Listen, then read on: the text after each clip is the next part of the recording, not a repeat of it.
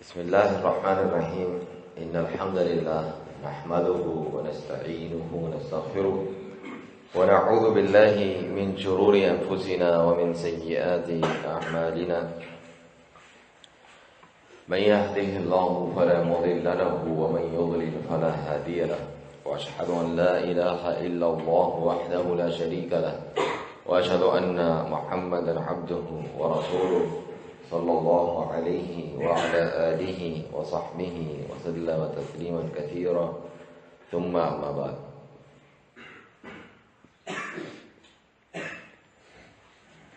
الحمدللہ جس طرح ہم نے یہ بات جانی اور پڑھا کہ توحید کی کیا اہمیت ہے، اس کے ساتھ ہی ایک اور چیز ضروری ہے کہ شرک کی کیا برائی ہے، تاکہ ہم توحید کو اپنائیں اور شرک کو چھوڑ دیں، اس سے بچیں. اسی طرح ہم نے پڑھا کہ سنت کی کیا اہمیت ہے، ضرورت ہے.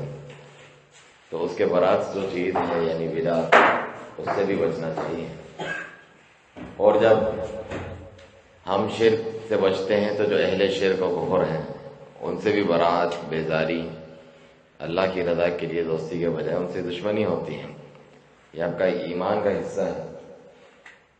فرمایا لا تجد قوم یؤمنون باللہ والیوم الآخر یوادون من حاد اللہ ورسولہ ولو كان آباؤهم او ابناؤهم او اخوانهم او عشیرتهم، کہ جو تم نہیں پاؤ گے ایسی کوئی قوم.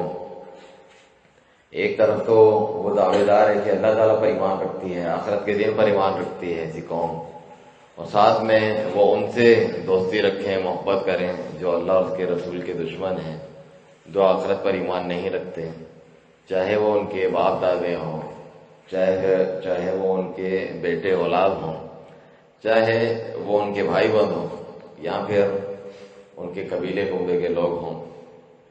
اولئک، یہ وہ لوگ ہیں کتب فی قلوبہم الایمان، اللہ تعالیٰ نے ان کے دلوں پر ایمان لکھ دیا ہے، یعنی اتنا مضبوط ان کا ایمان ہے. وَأَيَّدَهُم بِرُوحٍ مِّنْ، اپنی جانب سے ایک خاص روح کے ذریعے ان کی مدد کی ہے اور انہیں جنتوں میں داخل کرے گا جہاں نہریں بہہ رہی ہیں باغات میں. تو اتنے فضائل ان کو حاصل اس لیے ہوں گے کہ وہ توحید پر ایمان لائے، شرک چھوڑا، ساتھ میں اہل شرک کو بھی چھوڑا. یہ ضروری ہے. یہ کیسے ہو سکتا ہے کہ جو اللہ رسول کے دشمن ہیں، مشرکین ہیں، انہیں بھی تم دوست رکھو؟ ایسا نہیں ہو سکتا. یہ تمام انبیاء کرام علیہ السلام کی سنت اور طریقہ، اور انہیں اور ان کے پیروکاروں کو حکم دیا گیا. فرمایا کہ لقد کان لکم اسوۃ حسنہ فی ابراہیم والذین معہ، تمہارے لیے بہترین نمونہ ابراہیم علیہ السلام اور ان کے ساتھیوں میں ہے. قالوا لقومہ انا براء منکم ومما تعبدون من دون اللہ، کہ ہم بیزار ہیں تم سے بھی اور جن کی بھی تم اللہ کے سوا عبادت کرتے ہو. کفرنا بکم، نہیں مانتے ہم تمہیں. وبدا بیننا وبینکم العداوۃ والبغضاء، ہم میں اور تمہارے درمیان دشمنی ظاہر ہو چکی ہے اور یہ رہے گی ابداً، ہمیشہ کے لیے، حتی تؤمنوا باللہ وحدہ، یہاں تک کہ تم بھی اکیلے اللہ پر ایمان لاؤ، یعنی شرک کو چھوڑ دو. تو اس لیے ہمارے لیے جاننا ضروری ہے یہ الولاء والبراء کا عقیدہ، اللہ تعالیٰ کے لیے دوستی اور دشمنی، اللہ کی توحید اور شرک جانتے ہوئے. اسی طرح سنت اور بدعت کا جو معاملہ ہے اس میں بھی یہ بات ضروری ہے کہ ہم بدعت سے نفرت کریں. جو دین میں نئے کام ہیں انہیں چھوڑ دیں، اور جو اہل بدعت ہیں ان سے بھی برات و بیزاری کا اعلان کریں، ان سے خبردار رہیں، لوگوں کو خبردار کریں، ان کے شبہات کا اطالہ کریں، جواب دیں، رد کریں. یہی سنت سے بھی ثابت ہے، صحابہ کرام بھی کرتے تھے، اور ان کے بعد جتنے بھی سلف صالحین جن کے جانب ہم منسوب ہوتے ہیں، جن کے طریقے پر چلنے کا ہمیں حکم دیا گیا ہے، وہ یہی کیا کرتے تھے. ان سے بچتے، لوگوں کو روکتے، ان کی کتابوں سے ان کی باتیں سنتے تھے، تاکہ یہ بدعت کی جو ایک بیماری ہے متعدی، جو دوسرے کو لگ سکتی ہے، گمراہ کر سکتی ہے، اس سے بچا جائے. بدعت کیا ہے؟ بدعت کا مطلب ہے کوئی نئی چیز، کوئی نیا کام. جس طرح اللہ تعالیٰ کا نام ہے بدیع السماوات والارض، اللہ تعالیٰ آسمان اور زمین کو بغیر کسی نمونے کے بغیر کسی پرانے سیمپل کو دیکھ کے اللہ تعالیٰ نئے سرے سے بنانے والا ہے. تو نئے سرے سے جو کام ہوتا ہے وہ بدعت ہے. اس کا یہ یعنی لغت میں یہ معنی ہے عربی میں. اور دین میں اس کا معنی رسول اللہ صلی اللہ علیہ وسلم ہمیشہ بیان فرماتے تاکہ آپ کے دلوں میں یہ بات اچھی طرح بیٹھ جائے. ہر خطبے میں فرماتے شر الامور محدثاتها، سب سے برے کام نئے کام ہیں. کل محدثات بدعہ، اور ہر نیا کام بدعت ہے. کل بدعت ضلالہ وکل ضلالۃ فی النار، اور ہر بدعت گمراہی ہے اور اس کا انجام جہنم کی آگ ہے. تو آپ کہیں گے نئے کام تو بہت سارے ہیں جو ہم کرتے ہیں، دنیا میں کرتے ہیں، نئے جدید وسائل اور ٹیکنالوجی استعمال کرتے ہیں، وہ بھی تو نئی چیزیں ہیں، یہ بھی تو بدعت ہے. بہت سارے اہل بدعت گمراہ لوگ جب انہیں اس سے روکا جاتا ہے وہ بھی یہی کہتے ہیں تم لاؤڈ اسپیکر استعمال کرتے ہو، تم فلاں کرتے ہو. یہ بھی تو ثابت نہیں ہے. جہاز میں سفر کرتے ہو، عمرے پہ جاتے ہو، حج پہ جاتے ہو. حالانکہ یہ بیوقوفی ہے. جس طرح شرک کے تعلق سے آپ نے سنا جو قبر پرستی شرکیات میں لوگوں کو ڈالتے ہیں اور بیوقوف بناتے رہتے ہیں کہ صرف بتوں کی عبادت کرنا شرک ہے، وہ تھوڑی کرتے ہیں. اسی طرح یہ نئے کام دین میں ایجاد کرتے ہیں گمراہی والے بدعت، اور اس کی طرف لوگوں کو بلاتے ہیں. جب کوئی ان کا رد کرتا ہے، ان کو اس سے منع کرتا ہے، تو وہ لوگوں کو اپنی عوام کو اس طریقے سے ہی بیوقوف بناتے ہیں کہ دیکھو یہ خود بھی تو یہ نئے کام کرتے ہیں، مدرسہ بنایا ہوا ہے انہوں نے، اور مسجد میں یہ چیز کی ہے جو پہلے نہیں تھی. تو ان کو جاننا چاہیے کہ بدعت دین میں نئے کام کو کہا جاتا ہے. دنیا میں جو نئے کام ہیں لغت کے اعتبار سے نئے کام ہیں بدعت ہے، لیکن وہ جائز ہیں. جو تمہیں فائدہ دیتے ہیں اسے استعمال کرو. احرص علی ما ينفعک، رسول اللہ صلی اللہ علیہ وسلم نے فرمایا اس کام کی حرص کرو، اس کی کوشش کیا کرو دنیا میں جو تمہیں فائدہ دیں. منع نہیں ہے، بس یہ دیکھنا ہے کہ اس میں جو ہے حرام کوئی کام نہیں ہے تو وہ نہ کرے. جو جائز کام ہے انسان استعمال کر سکتا ہے، نئے پیشے اپنا سکتا ہے. مگر دین میں ہر نیا کام بدعت ہے، حرام ہے، منع ہے، گمراہی ہے، چاہے وہ کتنی اچھی اور نیک نیتی سے کیا جائے. دین کے کام تو نیک نیتی ہی سے کیے جاتے ہیں، اسی لیے تو وہ گمراہی ہے، کیونکہ دین مکمل ہو چکا ہے. اللہ تعالیٰ نے فرمایا الیوم اکملت لکم دینکم واتممت علیکم نعمتی، آج میں نے تمہارے لیے تمہارا دین مکمل کر دیا، اپنی نعمت تم پر تمام کر دی. تو اس میں کمی اور جو زیادتی کی بڑھانے کی اپنی طرف سے کوئی گنجائش نہیں ہے. صحابہ کرام رضی اللہ عنہ فرماتے ہیں کہ رسول اللہ صلی اللہ علیہ وسلم نے ہمیں اس حال میں چھوڑا کہ ہر چیز کا ہمیں علم دیا جو اللہ تعالیٰ کی طرف سے آپ کی ذمہ داری تھی. یہاں تک کہ آسمان میں اڑتے ہوئے پرندوں کے تعلق سے بھی کوئی علم ہو، اگر ان کے پروں کے تعلق سے جو وہ پھیلاتے ہیں بند کرتے ہیں وہ بھی ہمیں دے دیا گیا.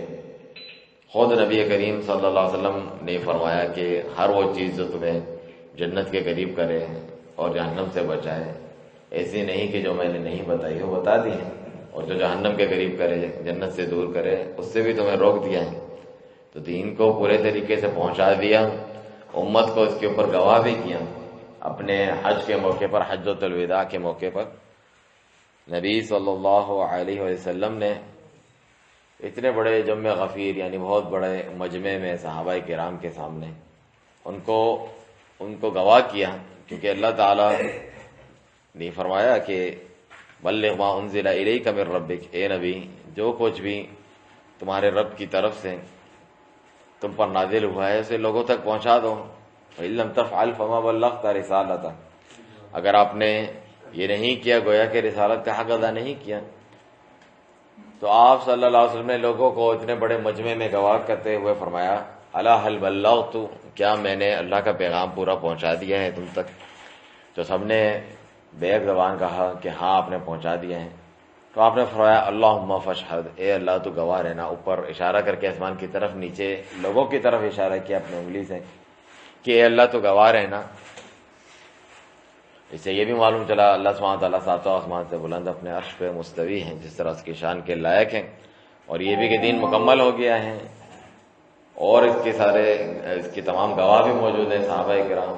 پھر انہوں نے اسے اپنے سینے میں محفوظ کیا، اس کے اوپر عمل کر کے بھی اس کو محفوظ کیا، آگے تک اسے پہنچا دیا قرآن و سنت کی صورت میں۔ تو یہ بدعت ہے، اور یہ کتنی بری چیز ہے جس کی برائی ابھی آپ نے سنی کہ اس کا انجام جہنم کی آگ ہے۔ اور رسول اللہ صلی اللہ علیہ وسلم نے فرمایا کہ جو کہ مشہور حدیث ہے عائشہ رضی اللہ عنہ کی روایت کہ من احدث فی امرنا ھذا ما لیس منہ فہو رد، جس نے ہمارے دین میں کوئی ایسی بات ایجاد کی جو اس میں سے نہیں، وہ ناقابل قبول ہے، وہ مردود ہے۔ کوئی نئی نماز نکال دے، کوئی نیا درود و سلام نکال دے، کوئی نیا ذکر کر دے، ذکر نکالے عبادت کے معاملے میں۔ اسی طرح عقائد میں بھی اور منہج میں بھی نئی نئی مختلف قسم کی جو ہے جماعتیں یا سیاست میں نئی ایسی چیزیں جو اسلام سے ثابت نہیں ہیں، اس کو اجر و ثواب سمجھ کے کہ اللہ اس سے خوش ہوتا ہے، یہ دینی کام ہے اللہ کا تقرب حاصل کرنے کے لیے، وہ سب بدعات ہیں۔ اور ہر قسم کی بدعات اور گمراہی سے بچنا چاہیے۔ کوئی چھوٹی بدعت ہے، کوئی بڑی ہے۔ بدعت میں کوئی اچھی اور بری نہیں ہوتی۔ بعض لوگ یہ دھوکہ دیتے ہیں کہ ایک بدعت حسنہ ہوتی ہے اچھی، اور ایک بدعت سیئہ بری ہوتی ہے۔ بری والی بدعت نہ کیا کرو لیکن اچھی والی بدعت کر سکتے ہیں، ایسا نہیں ہے۔ عبداللہ بن عمر رضی اللہ عنہما کا فرمان فرمایا کہ کلو بدعت ضلالہ وان راہ الناس حسنہ، ہر بدعت گمراہی ہے چاہے لوگ اسے اچھائی کیوں نہ سمجھتے ہوں۔ نبی صلی اللہ علیہ وسلم کا فرمان ہے کہ من دعا الی الہدی یا من سن فی الاسلام سنتا حسنہ کان لہ اجرہ واجر من عمل بہ، جو اسلام میں ایک اچھا طریقہ ایجاد کرتا ہے، اچھا طریقہ جاری کرتا ہے، اسے اس کا اجر ملے گا، اور جو بھی اس کی دیکھا دیکھی وہ عمل کرے گا اسے اجر ملے گا، اور جو برا طریقہ جاری کرتا ہے اسے اس کا گناہ ملے گا۔ جو بھی اس کی دیکھا دیکھی وہ کرے گا، اس پر عمل کرے گا، ان کو بھی، اس پہلے شخص کو بھی ان کا گناہ بھی ملے گا، ان کو اپنے گناہ بھی ملیں گے۔ لا ينقص من آثامهم شیئا، ان کے گناہوں میں سے کچھ کمی نہیں کی جائے گی۔ تو اس سے بہت سارے لوگ دلیل پکڑتے ہیں، دیکھو نا ایک نیا طریقہ جاری کرنا دین میں یہ اچھی بات ہے، ایک اچھا ہوتا ہے اور ایک برا ہوتا ہے، تو ہم اچھے والے کام کرتے ہیں۔ ایسا نہیں ہے۔ ایک تو اس حدیث میں سننا حسنہ، اچھی سنت کا ذکر ہے۔ علماء کرام جو اس کی وضاحت کرتے ہیں، یعنی ایسا کام جو دین شریعت میں اصل میں ثابت ہے، پھر لوگوں نے اس پر عمل کرنا چھوڑ دیا تھا، تو اس نے اس کو واپس سے زندہ کیا اس پر عمل کرتے ہوئے، تو وہ واپس سے جاری کرنے والا کہلایا جائے گا اللہ تعالیٰ کے نزدیک۔ یہ نہیں کہ پہلے سے موجود ہی نہیں تھا، اپنی طرف سے ایک نیا کام کیا جائے۔ جیسا کہ نماز تراویح ہے، رسول اللہ صلی اللہ علیہ وسلم نے رمضان المبارک کی 3 راتیں پڑھائیں، اس کے بعد آپ تشریف نہ لائے، لوگوں کو بہت شوق تھا کہ آپ آئیں، اس خدشے اور ڈر سے کہ کہیں تم پر فرض نہ کر دی جائے اور پھر تم ادا نہیں کر سکو، تمہارے لیے مشکل ہو، امت پر شفقت فرماتے ہوئے آپ نے ایسا کیا۔ لیکن جب آپ صلی اللہ علیہ وسلم دنیا سے چلے گئے، آپ کی وفات ہو گئی، تو پھر اب تو وہی کسی کے اوپر نہیں آئے گی، نبوت اور رسالت کا دروازہ بند ہو گیا، تو اب تو کوئی یہ خطرہ باقی نہیں رہا کہ یہ فرض ہو سکتی ہے۔ تو اب اس کو واپس جاری کرنا کوئی نیا کام تو نہیں ہے دین میں بدعت، اسی چیز کو، سنت کو جو آپ کی جہاز بھی تھی لیکن ایک خطرہ تھا، جب وہ ٹل گیا تو اس کے بعد واپس سے جاری کرنا کوئی نیا کام تو دین میں ایجاد نہیں کرنا ہے۔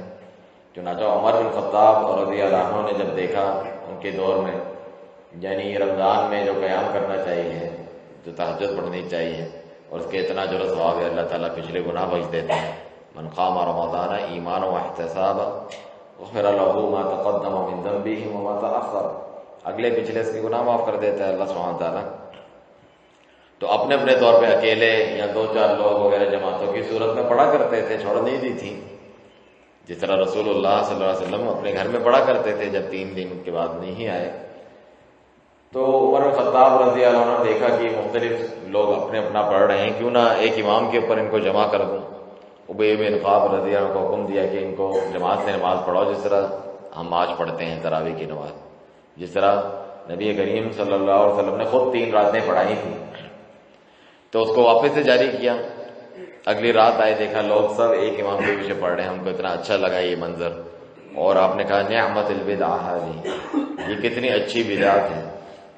تو ادھر دیکھیں یہ لوگ خوش ہو جاتے ہیں جو بدعتی لوگ ہیں، کر سکتے ہیں اچھی بدعت، دیکھو وہ تو تعریف کر رہے ہیں کہ کتنی اچھی بدعت ہے۔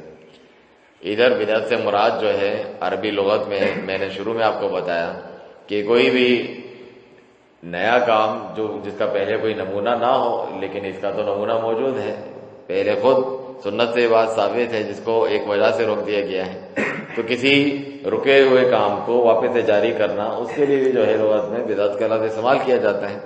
ورنہ تو عمر بن خطاب ایسا کیسے کر سکتے ہیں؟ آپ تو اتنے شدید تھے نئے نئے کاموں اور بدعت کے خلاف، کسی کو کوئی چیز نہیں کرتے ہوئے دیکھتے اس سے پوچھتے، دلیل پوچھتے، اس کو کوڑے تک لگا دیتے تھے اگر وہ نیا کام دین میں ایجاد کر رہا ہوتا، نئی باتیں کر رہا ہوتا۔ آپ کے واقعات تو بے شمار ہیں اس تعلق سے۔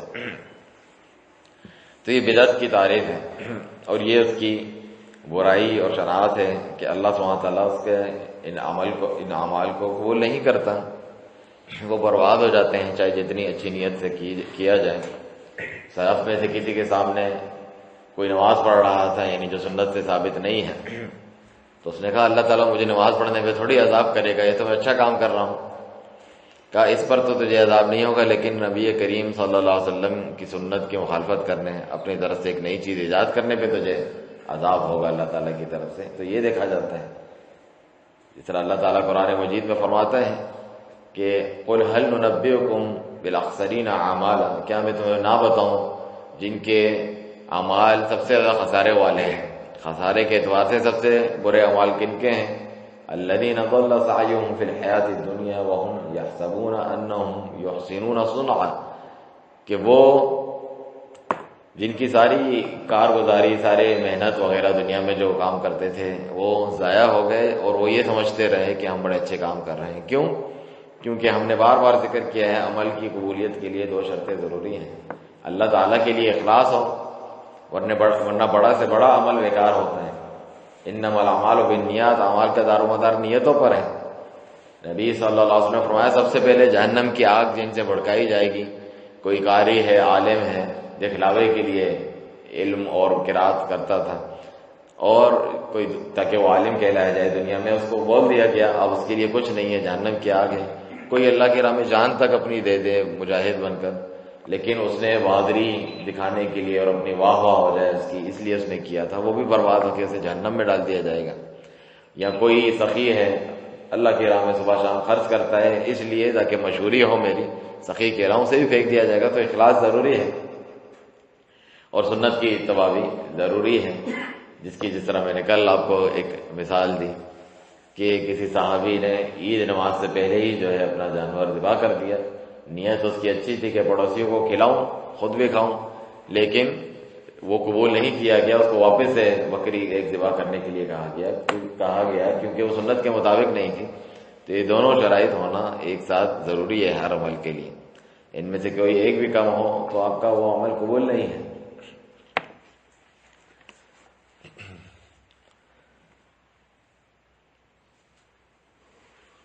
بدعت سے ہی، جس طرح آپ نے شرک سے سنا کہ اہل شرک نکلتے ہیں مشرکین، ان کے احکام سنے کہ ان سے کیا کرنا ہے، اسی طرح بدعت سے اہل بدعت نکلتے ہیں بدعتی لوگ جو بدعت پر عمل کرتے ہیں، بدعت خود ایجاد کی ہو یا کسی اور نے ایجاد کی ہو اس کے پر عمل کرتے ہیں، عقیدے میں ہو، عمل میں ہو، عبادات میں ہو، تو یہ بدعتی لوگ ہیں۔ بدعتی لوگوں سے کیا سلوک جو ہے سنت سے اور صحابہ کرام سے، سلف صالحین سے ثابت ہے، وہ ان کا رد کیا کرتے تھے، اس سے منع کیا کرتے تھے، اس سے روکتے تھے۔ چنانچہ پہلی حدیث آپ کتاب الایمان میں دیکھیں، یہ ہمارے ایمان میں سے ہیں، لوگ اس کی پرواہ نہیں کرتے، نہیں ان کے ساتھ اٹھو بیٹھو، پیار محبت دوستی اس طریقے کی باتیں کرتے ہیں۔ چنانچہ ایمان میں سے ہیں، صحیح مسلم کتاب الایمان میں آپ دیکھیں جس میں سارے ایمان کے ارکان، اسلام کے ارکان کا ذکر ہے، حدیث جبرائیل مشہور ہے۔ تو اس کے شروع میں پورا واقعہ ہے کہ دو لوگ شام کی طرف سے، یمن کی طرف سے آئے حج عمرہ کرنے، ان کے علاقے میں قدریہ لوگ پیدا ہو گئے تھے جو تقدیر کا انکار کرتے ہیں، ایمان میں سے ایک رکن تقدیر کو نہیں مانتے ہیں، کہ ہم ان کے بارے میں کسی صحابی رسول سے پوچھیں گے، تو انہیں وہاں پر عبداللہ بن عمر رضی اللہ عنہما ملے جو عمر خطاب کے بیٹے ہیں اور بڑے عالم ہیں، اور ان سے انہوں نے پوچھا کہ ہمارے ہاں بعض لوگ ہیں جو اچھے لوگ ہیں اور علم والے لوگ ہیں، کوئی جاہل لوگ نہیں ہیں، ہمارے ہاں تو جاہل ایک نمبر کے موجود ہوتے ہیں، بدعتی اور بدعت پھیلانے والے، ان کے عالم ہیں اور اچھی باتیں بھی کرتے ہیں، سنت کی باتیں بھی کرتے ہیں، لیکن وہ ایک بات کہتے ہیں جو مناسب نہیں لگتی ہمیں، یا ہم آپ سے پوچھیں وہ کیا ہے، تو یہی کہا کہ وہ تقدیر کو نہیں مانتے ہیں، تقدیر کا انکار کرتے ہیں۔ تو فرمایا سب سے پہلے کہ انہیں سنا دو کہ انی بریء منہم وہم براء منی، میں ان سے بری اور بیزار ہوں، ان سے میرا کوئی تعلق نہیں ہے اور نہ ان کا مجھ سے کوئی تعلق ہے۔ تو بدعتی سے بیزاری کا آپ نے اعلان کیا اور فرمایا کہ زمین بھر وہ سونا بھی خرچ کریں، اللہ ان سے قبول نہیں کرے گا جب تک وہ تقدیر پر ایمان نہ لائیں کہ جو کچھ ہوا اللہ سبحانہ تعالیٰ کے علم میں تھا، اللہ کی جو ہے مشیت سے ہوتا ہے، اور جو نہیں ہوا وہ اللہ سبحانہ تعالیٰ کی مشیت سے نہیں ہوا، اس کے علم میں تمام چیزیں۔ تو ان سے روکتے تھے، ان سے تحذیر کرتے تھے، منع فرماتے تھے کہ ان کے ساتھ نہ بیٹھو۔ اللہ سبحانہ تعالیٰ فرماتا ہے قرآن مجید میں کہ وَلَا تَرْكَنُوا إِلَى الَّذِينَ ظَلَمُوا فَتَمَسَّكُمُ النَّارُ، ظالموں کے قریب نہ جایا کرو کہ تمہیں بھی آگ اپنے میں لپیٹے میں لے لے گی، پھر تمہارا کوئی ولی یار دوست مددگار نہیں ہوگا۔ تو یہ ظلم کرنے والے ہیں، اللہ کی شریعت میں نئی نئی چیزیں ایجاد کر کے لوگوں کو گمراہ کر کے۔ فرمانے والی تعالیٰ ہے هو الذی انزل علیک الکتاب، وہی اللہ ہے جس نے آپ پر یہ کتاب نازل کی، منہ آیات و محکمات، جس میں محکم واضح آیتیں ہیں، وأخر متشابہات، بعض ایسی آیتیں بھی ہیں جو متشابہ ہیں، جس کا ایک سے زیادہ معنی بنتا ہے، ہر ایک کے جو کم علم ہے سمجھ میں نہیں آتا ہے، وہ کم ہے، وہ بہت زیادہ نہیں ہے۔ فَأَمَّا الَّذِينَ فِي قُلُوبِهِمْ زَيْغٌ فَيَتَّبِعُونَ مَا تَشَابَهَ مِنْهُ ابْتِغَاءَ الْفِتْنَةِ وَابْتِغَاءَ تَأْوِيلِهِ، جن کے دلوں میں بیماری ہے، ٹیڑھپن ہے، گمراہی ہے، وہ کیا کرتے ہیں، اس کے جو متشابہ جو تھوڑے سے ہیں اس کے پیچھے پڑے رہتے ہیں، اس کی ٹوہ میں، اس کا کیا مطلب ہے، معنی ہے، اس کی تعویلات کرنے کے لیے، فتنہ مچانے کے لیے، کوئی ہدایت کے لیے نہیں۔ جو اتنی محکم چیزیں ہیں اس پر عمل کیوں نہیں کر رہے؟ تو عید کا بیان ہے، نماز قائم کرو، روزہ رکھو، زکوٰۃ دو، اللہ کی راہ میں جہاد، ساری چیزیں، والدین کی فروغ داری، پڑوسی کی حقوق وغیرہ، وہ نہیں ہے۔ بس یہ دو چار جو سمجھ میں نہیں آنے والی اسی کے پیچھے پڑے ہیں، یعنی عمل وغیرہ نہیں کرنا، خود بھی فتنے میں پڑنا ہے، دوسروں کو بھی اس میں ڈالنا ہے۔ اور جو والراسخون فی العلم، جو صحیح علم والے ہوتے ہیں، پختہ علماء اور کے طریقے پر چلنے والے، وہ کہتے ہیں یقولون آمنا بہ کل من عند ربنا، ہم ایمان لائے، یہ سب ہمارے رب کی طرف سے ہیں، محکم بھی متشابہ بھی۔ متشابہ جو سمجھ میں نہیں آتی اس کو محکم کی روشنی میں ہم سیکھتے ہیں، وہ بھی حل ہو جاتا ہے مسئلہ۔ تو یہ اہل جو ہے سنت پر چلنے والے اور گمراہ بدعت پر چلنے والے کی نشانی ذکر کی گئی، وہ قرآن و سنت میں اس طرح جو متشابہات چیزیں ہیں اس کی ٹوہ میں پڑتے ہیں، گمراہ ہونے اور دوسروں کو گمراہ کرنے کے لیے۔ تو ان کے ساتھ کیا کرنا ہے؟ رسول اللہ صلی اللہ علیہ وسلم نے فرمایا، یہ آیت پڑھنے کے بعد یہی آیت آپ نے پڑھی اور فرمایا کہ اولئک سم اللہ فاحذروہم، یہ وہ لوگ ہیں جن کا نام ابھی اللہ نے تمہیں بتایا، فاحذروہم، ان سے دور رہو، ان سے خبردار رہو، ان کے پاس نہ جاؤ۔ تو آپ نے نام لے کے بدعتیوں سے کہا کہ ان سے دور رہو۔ اور انہوں نے نبی کریم صلی اللہ علیہ وسلم نے جو قادریہ ہیں، جو تقدیر کے منکر ہیں کہ انسان خود ہی اپنے اعمال جو ہے اللہ کے علم میں نہیں، اپنے اعمال خود ہی بناتا ہے، اس کا خالق ہے، ان کو کہا مجوس هذه الامہ، اس امت کے مجوسی لوگ ہیں۔ یہ مجوسی کون تھے؟ دو خداؤں کا عقیدہ رکھنے والے، ایک نیکی کا خدا ہے، برائی کا خدا ہے، اندھیرے کا خدا ہے، روشنی کا خدا ہے، اس طریقے سے وہ عقیدہ رکھتے تھے۔ تو اس امت کے مجوسی ہیں کہ جب وہ مریض ہو جائیں ان کی عیادت نہ کرو، ان کے پاس جا کر روکا آپ صلی اللہ علیہ وسلم نے۔ وَإِذَا مَاتُوا، اگر وہ مر بھی جائیں تو ان کے جنازہ پڑھنے نہ جاؤ۔ تو بدعتیوں سے منع کیا، ان سے خبردار کیا، ان سے دور رہنے کا حکم دیا۔ اسی طرح خوارج مثلا بدعتی ہیں، احادیث میں ان کا ذکر ہے، تو ان کے تعلق سے یہی فرمایا نبی کریم صلی اللہ علیہ وسلم نے، اگرچہ وہ بظاہر اچھے نظر آئیں، تم اپنی نمازوں کو ان کے سامنے کم سمجھو، روزوں کو، تلاوت قرآن کو، لیکن اس کے باوجود ان کی یہ جو حرکت ہے، ان کا عقیدہ ہے، اس کی وجہ سے فرمایا اینما لقیتموہم فاقتلوہم، جہاں کہیں انہیں پاؤ قتل کر دو۔ حالانکہ ہم قرآن و سنت میں پڑھتے ہیں وہ تو کافر مشرکوں کے بارے میں جہاد کرو، قتل کرو، ان سے لڑو۔ تو یہ بدعتی ہیں، اتنے گمراہ ہیں کہ حکومت وقت کی ذمہ داری ہے مسلمانوں کی جو سنت پر چلتے ہیں، فقتلوہم، انہیں قتل کر دو، کیونکہ ان کے قتل میں اجر ہے قیامت کے دن، یا جو ان کے ہاتھوں مارا جائے۔ نبی صلی اللہ علیہ وسلم نے اپنی یہ خواہش ظاہر کی، اگر لئن ادرکتہم، اگر میں نے انہیں پا لیا، لاقتلنہم قتل عاد، میں انہیں عاد کی طرح، ثمود کی طرح، قومیں کس طرح اللہ نے برباد کر دی تھی، بڑے بڑے ان پہ عذاب آئے تھے، جڑ سے ختم کر دیا، کسی کو باقی نہیں رکھا، تو میں ان کو اس طرح قتل کروں گا۔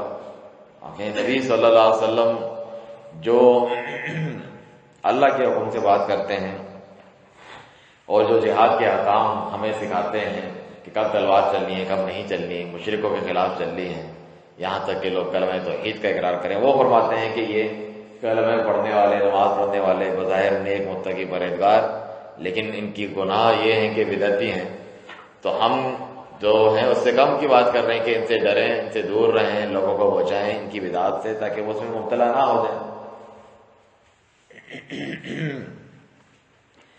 کیونکہ دین مکمل ہے، جس طرح عبداللہ بن مسعود رضی اللہ عنہ فرماتے ہیں کہ اتبعوا ولا تبتدعوا فقد کفیتم، تم اتباع پیروی کیا کرو جو چیز پہلے سے موجود ہے، یعنی کتاب و سنت، صحابہ کرام کا طریقہ ہم دیکھتے آئے ہیں۔ ولا تبتدعوا، نئے نئے کام ایجاد کرنے کی ضرورت نہیں ہے، ان کو یہی جو ہے تکلیف ہوتی ہے ہر کچھ دیر بعد، ہر کچھ سالوں بعد، کہ کچھ نیا ہونا چاہیے، ایسے لوگ دین کی طرف نہیں آ رہے، ایسے مزہ نہیں آئے گا، کوئی نئی چیز ہونی چاہیے، کوئی نیا طریقہ ہونا چاہیے، ہم نے یہ نئی چیز ایجاد کی، اس سے لوگ زیادہ ہدایت پر آئیں گے وغیرہ، ایسا نہیں ہے۔ بہترین ہدایت اور راستہ وخیر الحدی حدی محمد صلی اللہ علیہ وسلم موجود ہے، بہترین راستہ صحابہ کرام کا راستہ، جن کو اللہ تعالیٰ نے اپنی نبی کی صحبت کے لیے چن لیا۔ عبداللہ بن مسعود رضی اللہ عنہ کہ آپ نے اثر سنا تھا جو میں نے سنایا، تو اس کے آخر میں یہی فرمایا کہ ان کی پیروی کرو، فإنہم علی ھدی مستقیم، یہ صحیح راستے اور ہدایت پر ہیں، تو آپ کے لیے وہ کفایت کر دی گئی ہیں۔ ان سے دور رہتے، انہیں منع کرتے، روکتے، اور لوگوں کو بھی اس سے روکتے۔ چنانچہ سنن دارمی کی مشہور روایت آپ سنتے ہیں مقدمے میں اس کے، کہ لوگوں کا مسجد میں ایک حلقہ لگا ہوا تھا اور وہ ذکر کر رہے تھے، سبحان اللہ، الحمدللہ، اجتماعی طور پہ، اور بعض روایت میں کنکریوں کے اوپر گر رہے تھے۔ ایک ان میں سے کہتا اللہ اکبر کہو، اللہ اکبر، اللہ اکبر، اللہ اکبر، سبحان اللہ، سبحان اللہ، سبحان اللہ، الحمدللہ، الحمدللہ، اس طرح وہ پڑھ رہے تھے۔ اچھے کلمات ہیں، تو اللہ تعالیٰ کی تعریف ہے جس کی بڑی فضیلت ذکر ہوئی ہے۔ تو ابو موسیٰ اشعری رضی اللہ عنہ، یا ابو سعید خدری کون تھے؟ ابو موسیٰ اشعری رضی اللہ عنہ جو صحابی رسول ہیں، انہوں نے یہ دیکھا اور اس کو دیکھا کہ یہ نئی چیز ہے، تو عبداللہ بن مسعود رضی اللہ عنہ جو فقیہ اور عالم صحابی تھے، اور ان کے گھر کے باہر یہ صحابہ جاتے تھے، بیٹھتے تھے، اور وہ باہر نکلتے تھے تو ان سے علم حاصل کرتے تھے۔ یہ ان کے گھر کے پاس گئے تو وہ بھی نکلے نہیں تھے، باہر بیٹھے۔ جب وہ آئے تو کہا، اے ابو عبد الرحمن، جو ان کی کنیت تھی، میں نے مسجد میں ایک نئی چیز دیکھی ہے، لیکن بظاہر وہ اچھی معلوم ہوتی ہے، خیر یعنی کوئی برائی کی چیز نہیں ہے۔ کہا وہ کیا ہے؟ کہا آپ چلیں ہمارے ساتھ تو خود ہی دیکھ لیں گے۔ تو انہوں نے دیکھا کہ یہ سبحان اللہ، الحمدللہ، اللہ اکبر، ایک تو ذکر اوپر سے اجتماعی، اور جس طریقے سے وہ کر رہے تھے یہ تو سنت سے ثابت نہیں ہے۔ تو انہوں نے کہا کہ یہ تم کیا کر رہے ہو؟ اللہ کا ذکر کر رہے ہیں، نیکی کا کام کر رہے ہیں۔ فرمایا ابھی تو رسول اللہ صلی اللہ علیہ وسلم کے برتن بھی نہیں ٹوٹے پرانے ہوئے، ابھی ان کے کپڑے بھی بوسیدہ نہیں ہوئے، اور ان کے اتنے صحابہ متوافر، یعنی اتنی بڑی تعداد میں صحابہ بھی موجود ہیں، اور تم نے دین میں ایک نیا کام جو ہے شروع کر دیا ہے، تم اپنے گناہ بیٹھ کے گنو، میں ضمانت دیتا ہوں تمہاری نیکیاں ضائع نہیں ہوگی۔ یعنی بدعت کرنے سے تو نیکیاں ضائع ہوتی ہیں، قبول ہی نہیں ہیں، نیکی برباد، گناہ لازم جیسی کیفیت ہو جاتی ہے انسان کی۔ انہوں نے کہا جو ہر بدعتی کہتا ہے، انہوں نے بھی وہی جواب دیا، انہوں نے بھی وہی جواب دیا جس طرح ہم نے شرک اور توحید میں بتایا کہ ہر مشرک یہی جواب دیتا ہے، ہم ان کی عبادت نہیں کرتے، اللہ تعالیٰ کے پاس واسطہ وسیلہ ہے، ما نعبدہم الا لیقربونا الی اللہ زلفیٰ۔ یہ ہر سدا بہار جواب ہے ہر مشرک کا، آج بھی اور پہلے بھی تھا۔ اسی طرح ہر بدعتی کا کیا جواب ہوتا ہے؟ انہوں نے کہا ما اردنا الا الخیر، ہمارا ارادہ تو صرف ہماری نیت خیر اور بھلائی اور نیکی کے سوا کچھ نہیں، کوئی بری نیت سے تو ہم نہیں کر رہے. تو آپ نے یہی فرمایا کہ کم من مرید الخیر لا یبلغہ، کتنے خیر کا ارادہ کرنے والے اس کو پا نہیں سکتے، چاہتے تو ہیں انہیں ملتی نہیں ہیں. کیوں کہ وہ سنت سے ثابت نہیں ہے. جو میں نے بتایا کہ 2 شرطیں ہیں، اللہ کے لیے اخلاص ہوں اور وہ نبی پاک صلی اللہ علیہ وسلم کی سنت سے ثابت ہوں. اسے بتانے والا کون ہے؟ نبی کی سنت کو صحابہ کرام اپنے عمل سے. اسی لیے تو انہوں نے وہاں پر انکار کیا.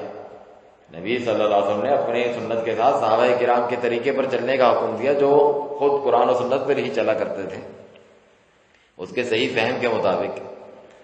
چنانچہ جب امت میں اختلاف کا ذکر فرمایا فَإِنَّهُ مَن يَعِشْ مِنكُمْ فَسَيَرَى اخْتِلَافًا كَثِيرًا، تم میں سے جو زیادہ عرصے زندہ رہے گا بہت اختلافات دیکھے گا. فَعَلَيْكُمْ بِسُنَّتِي وَسُنَّتِ الْخُلَفَاءِ الرَّاشِدِينَ الْمَهْدِيِّينَ مِن بَعْدِي، تو تم میری سنت اور میرے بعد جو خلفائے راشدین ہیں ان کی سنت طریقے کو مضبوطی سے پکڑنا. ایسے ہی نہیں بس تھوڑا بہت، عضوا علیہا بالنواجذ، اپنے جبڑوں کے دانتوں کے ساتھ جو مضبوط انسان چیز پکڑتا ہے کہ مر جاؤں گا اس چیز کو نہیں چھوڑوں گا، اس طریقے سے تم اسے پکڑے رہنا. وَإِيَّاكُمْ وَمُحْدَثَاتِ الْأُمُورِ، پھر وہی حدیث، دین میں نئے کاموں سے بچو، ہر نیا کام گمراہی ہے، بدعت ہے، اس کا انجام جہنم کی آگ ہے. تو ہم نے دیکھا صحابہ کرام کا یہی طریقہ تھا. چھوٹی بڑی بدعت عبادت کے تعلق سے ہو یا کسی بھی تعلق سے اسے برداشت نہیں کرتے تھے، اس کا رد کرتے تھے، اس سے روکتے تھے، ان کے خلاف لڑنے تک ثابت ہے. صبیغ ایک شخص تھا عمر بن خطاب رضی اللہ عنہ کے دور میں، وہ قرآن کی جو متشابہات آیات وغیرہ جو میں نے بھی ذکر کیا اس کے بارے میں باتیں کرتا تھا، فتنہ مچاتا تھا. انہوں نے اسے جیل میں بند کیا، روزانہ نکال کے اس کی پٹائی لگتی تھی، اس کی مار پڑتی تھی، اس کو درے، اس کو کوڑے لگتے تھے. روزانہ یہ ہو رہا ہے، روزانہ یہ ہو رہا ہے. بیزار ہو گیا کہ مجھے مارنا ہی ہے، کہ اے امیر المومنین مجھے ختم کر دیں. یہ روز روز کا یعنی پٹنا میرے زندگی اجیرن بن چکی ہے. میرے یہاں اگر آپ یہ چاہتے ہیں میرے دماغ میں جو گد بھرا ہوا تھا، جو میں برائی اور بدعت کی طرف بلا رہا تھا، عمل کر رہا تھا، وہ نکل جائے تو وہ نکل چکا ہے. معافی مانگی انہوں نے اسے چھوڑا، اور یوں ہی نہیں چھوڑا، انہیں ادھر سے اس علاقے سے مدینے سے نکال دیا، یہاں سے نکل جاؤ بغداد، وہاں بھیج دیا. وہاں صحابی ابو موسیٰ شریعہ دیگر کو بولا کہ دیکھتے رہنا کہ یہ واقعی سدھرا ہے یا پھر وہی حرکت کر رہا ہے. تو دیکھیں کتنا زیادہ سختی کیا کرتے تھے. اسی طرح بدعتیوں کی جو کتابیں ہوتی ہیں ان کے درس دروس ہمارے ہاں یہی بن چکا ہے، ہر ایک کی سن لیا کرو. وہ بیٹھے ہوئے ہیں، ہم یوٹیوب چل رہا ہے، فلانا چل رہا ہے، پھر سب جس کا آ رہا ہے اچھی باتیں تو وہ کر رہا ہے، اچھے اخلاق کی، عبادت کی، فلانے کی. ہر ایک کو نہیں سنا کرتے تھے. جس طرح ابھی آپ نے سنی حدیث کہ بدعتیوں کا نام لے کے اللہ نے بتایا ان کو نہ سنو، یہ تمہیں گمراہ کر دیں گے. سلف صالحین وہ آتے تھے کہ ہم آیت سنانا چاہتے ہیں، آیت بھی نہیں سننی تم سے، ہو سکتا ہے تم اس کی غلط پھر تفسیر کرو، میرے دل میں کوئی شبہ ڈال دو اور میں گمراہی میں مبتلا ہو جاؤں. وہ اس سے روکتے تھے، منع کرتے تھے، کیونکہ یہ بات سنت سے ثابت ہے. بدعتیوں کی بات تو دور کی بات، اللہ کی نازل کردہ کتابیں تورات، انجیل وغیرہ جس میں تبدیلی کر دی، ان کے تعلق سے آپ سنیں، جیسا کہ مسند احمد اور دیگر حدیث کی کتاب میں ہے. عمر بن خطاب رضی اللہ عنہ خوشی خوشی لے کر آئے، ایک ورقہ ان کے پاس تھا اور اس میں سے پڑھ رہے تھے جو تورات میں سے تھا، اہل کتاب کی کتاب میں سے، اور کہا کہ اس میں اچھی باتیں تھیں، کوئی خراب باتیں، غلط باتیں نہیں تھیں، کیونکہ اس میں باقی بہت سی باتیں باقی بھی رہ گئی ہیں جو اللہ کی جانب سے نازل ہوئی ہیں، کچھ تبدیل کر دی. تو آپ وہ پڑھ رہے تھے اور نبی کریم صلی اللہ علیہ وسلم شدید غصہ فرما رہے تھے. آپ کا چہرہ مبارک جو ہے لال ہو گیا تھا. ابوبکر صدیق نے انہیں بتایا کہ وہ دیکھ ہی نہیں رہے تھے کہ وہ سامنے بیٹھے ہیں اور انہیں غصہ آ رہا ہے. تو کہا کہ تم کیا کر رہے ہو، دیکھتے نہیں کہ نبی صلی اللہ علیہ وسلم کتنا غصہ فرما رہے ہیں. تو انہوں نے دیکھا تو وہ ڈر گئے. انہوں نے کہا کہ ہم اللہ تعالیٰ کے رب ہونے پہ راضی، نبی کے رسول ہونے پہ راضی، اسلام کے دین ہونے پر ہم اللہ کی پناہ طلب کرتے ہیں، معافی مانگتے ہیں. آپ نے چھوڑ دی. تو آپ صلی اللہ علیہ وسلم فرمایا امتہوکون انتم، یا فرمایا امتہوک انت یا ابن الخطاب، کیا تم ابھی تک جو ہے حیران پریشان ہو، معلوم نہیں ہے کہ صحیح راستہ اور طریقہ کون سا ہے؟ یعنی میں جو لے کر آیا ہوں یہ صحیح طریقہ ہے اور پچھلی چیزوں کی تصدیق کرنے والا ہے اور اس میں سے جو چیزیں منسوخ ہیں اسے ختم کرنے والا ہے. اب اس پہ عمل ہوگا. تم تورات کی بات کرتے ہو، اگر تورات والا یعنی موسیٰ علیہ السلام ہی کیوں نہ آ جائے، لو کان موسیٰ حیا ما وسعہ الا اتباعی، کہ اگر موسیٰ علیہ السلام بھی زندہ ہوتے تو وہ میری پیروی سے سوا ان کو چارہ نہیں ہوتا، وہ نبی رسول بن کے نہیں آتے، میری پیروی کرتے ہیں۔ اور دوسری روایت میں اگر تم میری پیروی چھوڑ کے موسیٰ علیہ السلام جو کلیم اللہ ہیں، اللہ ان سے براہ راست کلام کرتا ہے، وہ بھی تو اللہ کے رسول ہیں، اولو العزم پیغمبروں میں سے ہیں، ان کی پیروی کرتے تم گمراہ ہو جاتے ہیں۔ کتنی زیادہ سنت کی پیروی کا اہتمام کرتے ہیں۔ تو اسی سے علماء نے یہ دلیل پکڑی ہے کہ بدعتیوں کی کتاب وغیرہ نہیں پڑھنی چاہیے۔ اہل کتاب کی کتاب جب بنا ہے، عبداللہ بن عباس رضی اللہ عنہ فرماتے ہیں صحیح بخاری میں کہ کیا اہل کتاب کے پاس جا کے سیکھتے ہو یا ان میں سے اچھی اچھی باتیں لینے کی کوشش کرتے ہو؟ ہمیں یہی کہا جاتا ہے نا کہ سب کی سنو، اچھی باتیں لے لو، خراب باتیں چھوڑ دو۔ ایک تو تم کم علم ہو، تمہیں پتہ ہی نہیں اچھی بری باتوں میں کیا تمیز ہے، ہو سکتا ہے وہ اچھی بات کے اندر بدعت کر کے تمہارے اندر ڈال دے، تمہیں پتہ بھی نہ ہو۔ اسی طرح تو پھیلتی رہتی ہیں عام لوگوں میں بدعت۔ تو وہ اہل کتاب کی کتابیں دیکھتے پڑھتے لوگ، بعض اسے پسند کر رہے ہوتے تھے۔ فرمایا کہ تم کیوں جاتے ہو ان کے پاس؟ ان میں سے دیکھا ہے کسی کو تمہارے پاس وہ نازل ہوا ہے اس کے بارے میں پوچھنے کے لیے آتا ہے، حالانکہ یہ لیٹرز ہے، یعنی تازہ ترین چیز ہے جس نے پچھلی ساری چیزوں کو ختم کر دیا ہے۔ ان کی جتنی بھی خیر و بھلائی کی چیزیں تھی اس کے اندر پہلے ہی موجود ہے، قرآن مجید میں اس کے اندر پہلے ہی موجود ہے۔ تو تم اس کی پیروی کرو، نہ کہ ان چیزوں کو تم پڑھو۔ اور اللہ تعالیٰ نے تمہیں قرآن میں بتا دیا ہے کہ انہوں نے آیتوں کو تبدیل کیا ہے اس کی قیمتیں لے کے، اس کو بیچ کر۔ تو اللہ کی بات پر یقین رکھو اور ان کی یہ چیزیں پڑھنے کے لیے نہ ہو۔ اسی طرح عیسیٰ علیہ السلام کے بارے میں آپ نے نہیں سنا، قرب قیامت جب نازل ہوں گے تو شریعت محمدیہ پر عمل کریں گے۔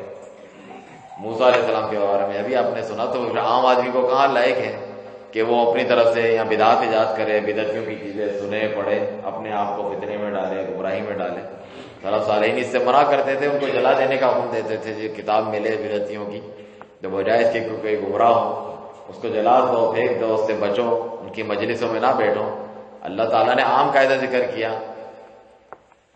کہ ہم نے آپ پر کتاب میں یہ نازل کیا، اذا سمعتم آیات اللہ یکفر بها ویستہزأ بها فلا تقعدوا، جب اللہ کی آیتوں کا مذاق اڑایا جا رہا ہے یا ان کا کفر کیا جا رہا ہے، اس میں یہ بات بھی شامل ہے، اس کے غلط معنی بیان کیے جا رہے ہیں، تو ان کے ساتھ نہ بیٹھو حتی یخوضوا فی حدیث غیری، جب تک وہ کسی اور بات میں نہ لگے ہوں، دنیا کی کوئی بات کر رہے ہیں آپ کسی سے، جب یہ وہ دین کی گمراہی اور بدعت والی بات بتانے لگے تو ان سے دور رہو۔ انکم اذا مثلہم، ورنہ تو تم بھی انہی کے جیسے ہو، اللہ کے نزدیک تم بھی انہی بدعتیوں میں شمار ہوگے۔ تو ناچہ سلف صالحین فرماتے ہیں کہ جو بدعتیوں کے ساتھ اٹھتا بیٹھتا ہے وہ انہی میں سے ہے، اور فرمایا جو بدعتیوں کے ساتھ اٹھتا بیٹھتا ہے وہ زیادہ خطرناک ہے ہمارے نزدیک خود اس بدعتی سے۔ بدعتی کا ہم سب کو معلوم ہے، ہم اس کے پاس نہیں جاتے، یہ اسے بھی خوش کرنا چاہتا ہے، اسے بھی، جس طرح موجودہ دور میں عام منہج بنا ہوا ہے بہت سی جماعتوں کا کہ بدعت ہاں بدعتی ہے، ہم تو وہ بدعت نہیں کرتے، لیکن ہم انہی کے ساتھ اٹھتے بیٹھتے ہیں، انہی کے جو ہے مجالس میں، جلوسوں میں نعرے بھی لگ رہے ہوتے ہیں، یا علی مدد، یا غوث اعظم، یا رسول اللہ مدد، یا عید میلاد النبی وہ منا رہے ہوتے ہیں، اور یہ بھی بیٹھے ہوئے ہوتے ہیں اس مجلس میں، ہم تو نہیں منا رہے۔ تو آپ بھی گونگے شیطان کی طرح، شیطان الاخرس سے کہا جاتا ہے، وہاں پہ موجود ہے، آپ کے اوپر یہ لازم ہے یا تو منکر کا انکار کریں، جیسا کہ سید نذیر حسین دہلوی رحمہ اللہ، ان سے کسی نے کہا کہ بدعتیوں کی مجلسوں میں جانا، ان کی بات و نصیحت سننا، وہ بڑی اچھی باتیں بھی کرتے ہیں، پیاری میٹھی باتیں کرتے ہیں، دین اللہ رسول یاد دلاتے ہیں، آخرت کی بات کرتے ہیں، قبر کے عذاب کی بات کرتے ہیں، تو وہاں جانا کیسا ہے؟ انہوں نے یہی کہا کہ منع ہے، حرام ہے، اور پھر کسی نے کہا کہ وہ تمیز کر سکتا ہے کیا اچھائی برائی ہے۔ انہوں نے کہا ایک تو اگر وہ جاہل ہے تو ان کی بدعت میں آ جائے گا، اگر وہ اتنی تمیز کر سکتا ہے کہ اچھی اور چیز لے لے، بری چیز لے لے، اس کا مطلب اسے علم ہے کہ بری چیزیں بھی اس کے اندر موجود ہیں، تو اس کے اوپر تو یہ فرض بنتا ہے کہ اس برائی سے اس کو روکے۔ وہ نہیں روک سکتا، ظاہر سی بات ہے، وہ اس کو اٹھا کے باہر پھینک دیں گے کہ ہماری مجلس میں ہمیں ہی روک رہے ہیں، تو پھر اس کو وہاں پر ویسے ہی بیٹھنا نہیں چاہیے، یعنی کم ترین ایمان کا درجہ ہے دل میں برا جاننا اور وہاں پہ موجود نہ رہنا۔ تو تم تو اس کا انکار نہیں کر رہے، وہاں جا کر بیٹھ جاتے ہیں ان کے مجلسوں میں، آپ نہیں دیکھتے میڈیا پہ بیٹھے ہوئے ہوتے ہیں، ان کو کتاب و سنت کا معلوم ہے، کوئی اہل سنت میں سے، حدیث میں سے ہیں، ان کے سامنے وہ شرک بھی بک رہا ہوتا ہے اور وہ بدعت بھی کہہ رہے ہوتے ہیں، یہ بیٹھے دیکھی سائڈ میں بیٹھے ہوئے ہیں، ان کی بھی تصویریں بن رہی ہیں، کیونکہ جس پلیٹ فارم پر آپ موجود ہیں وہاں پر آپ کو دین بیچنا پڑے گا، محنت کرنی پڑے گی، حق آپ بیان نہیں کر سکتے، ورنہ آپ لوگوں میں بدنام ہو جائیں گے، آپ کی شہرت کم ہو جائے گی، لوگ آپ کی بات نہیں سنیں گے۔ تو یہی تو ڈر ہوتا ہے، یہی تو جو ہے اخوانی منہج ہے، جو جماعت اسلامی ٹائپ والا، جو بہت سارے مسالک میں گھس چکا ہے اور لوگوں کو اس پر ابھارتے ہیں کہ یہ بڑے اچھے لوگ ہیں، سب سے مل جل کے رہتے ہیں اور امت کے اتحاد کی کوشش کرتے ہیں، گمراہی ہے حق اور باطل کو جمع کرنا۔ بدعتیوں سے بیداری کا اعلان کرتے تھے، صحابہ کا رد کرتے تھے۔ عبداللہ بن عباس رضی اللہ عنہ فرماتے ہیں دنیا جہاں میں جہاں بدعت پیدا ہو اور شیطان میرے پاس لے کر آئے، میں اس کا ایسا رد کرتا ہوں کہ وہ کہیں منہ دکھانے کے لائق نہیں رہتی۔ تو وہ اپنا وظیفہ اور کام یہ سمجھتے تھے کہ ہمیں بدعت کا رد کرنا ہے، اہل بدعت کا رد کرنا ہے، اس سے روکنا ہے۔ اسی لیے علماء کرام کی بدعتیوں کے رد پہ کتابیں ہی کتابیں ہیں، بیانات ہی بیانات ہیں۔ یہ کون سا نیا طریقہ ایجاد کر دیا گیا ہے کہ ہم بدعت کو، اہل بدعت کو برا نہیں کہیں گے، ان سے روکیں گے نہیں؟ یہ الگ بات ہے، لوگ کہتے ہیں آپ ان کی ہدایت نہیں چاہتے، آپ ان کو قریب لائیں، ان کو بتائیں سمجھائیں، وہ الگ بات ہے۔ وہ تو ہم کافر و مشرک کے بھی جو ہے ہمارا پڑوسی ہے، رشتہ دار ہے۔ ہم یہ نہیں کہ دنیا کے سامنے دکھانے کے لیے پلیٹ فارم پر کہ بدعتی کے ساتھ بیٹھ کے دکھاتے ہیں ہاتھوں میں ہاتھ، اس سے تو لوگوں پہ برا اثر پڑے گا۔ آپ اکیلے جب تنہائی میں ہیں، آپ کے اپنے روزمرہ کے معاملات ہیں، آپ بیٹھے ہیں بدعتی کو بتا رہے ہیں کہ بھائی یہ شرک ہے، بدعت ہے، یہ نہ کیا کرو، اس سے تو کسی نے منع نہیں کیا ہے، یہ تو آپ کریں۔ ہو سکتا ہے اللہ تعالیٰ سے ہدایت ہے اس کی خیر خواہی چاہنے کے لیے، لیکن ظاہر سی بات ہے بہت سے لوگ جو مختلف جماعتوں سے منسوب ہوتے ہیں بدعات میں، وہ اسی میں لگے رہتے ہیں۔ تو ان کے بڑوں سے، ان کی جماعت سے، ان کے لوگوں سے آپ کو روکنا چاہیے کہ ان کے ساتھ نہ جاؤ، ان کے ساتھ نہ اٹھو بیٹھو، ان کے جلسے میں نہ جاؤ، کہیں تم بھی گمراہ نہ ہو جاؤ۔ باقی ان کی ہدایت کی دعا ہے، ان کے ہدایت کی طرف بلانا چلتا رہے گا۔ اس کے لیے ضروری تو نہیں ہے کہ ہم ان کو اپنے اسٹیج پہ بٹھائیں، ان کو بھی بولنے کا موقع دیں، ان کی بھی وہ لوگ باتیں سنیں، حق اور باطل کو گڑبڑ کر کے مکس کر کے لوگوں کے سامنے بیان کریں۔ تو یہ عام قواعد ہیں بدعت کے تعلق سے، بدعتیوں کے تعلق سے کیا کیا کرتے تھے، ان کا رد کیا کرتے تھے، ان سے ڈرایا کرتے تھے، ان سے دور رہنے کا کہا کرتے تھے۔ جب عام طور پہ شیخ ابن عثیمین رحمہ اللہ فرماتے ہیں کہ رسول اللہ صلی اللہ علیہ وسلم نے کیا فرمایا کہ تم میں سے جب کوئی کچا پیاز لہسن کھائے تو مسجد میں نہ آئے۔ حالانکہ پیاز لہسن وغیرہ کیا ہے، یہ تو حلال کھانے کی چیزیں ہیں، اس کی ایک بو ہوتی ہے جس سے انسانوں اور فرشتوں کو بھی تکلیف ہوتی ہے جو کچا کھا کر آتے ہیں، یا کھا کر نہ آؤ یا منہ صاف کر کے آؤ۔ تو اس کو مسجد میں آنے سے روکتے تھے اور صحابہ باہر چھوڑ کے آتے تھے جو اس طرح سے آ جاتا تھا۔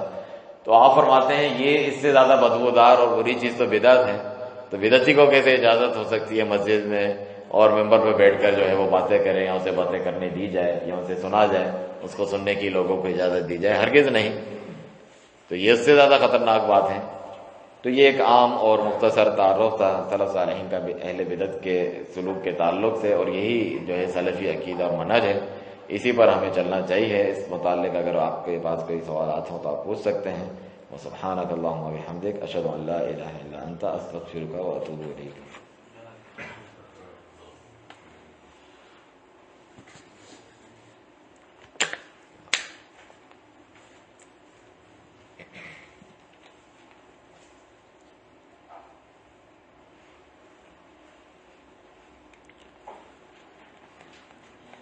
اگر آپ کسی بدعتی کی تعظیم کرتے ہیں تو یہ اتنا بڑا کسی کے لیے آزمائش کا سبب بن جاتا ہے کہ وہ خود اس کا دین برباد ہو سکتا ہے۔